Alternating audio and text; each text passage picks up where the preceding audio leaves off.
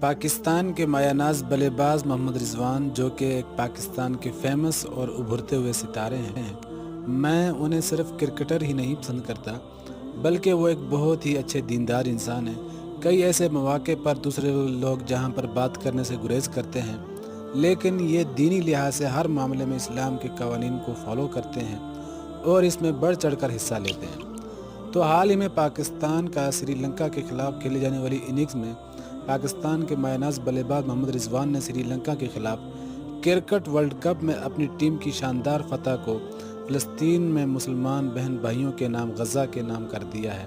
ممکنہ طور پر وہ میزبان ملک بھارت کے ساتھ اختلافات کا شکار ہیں، جس نے اسرائیل کی حمایت کا اظہار کیا ہے۔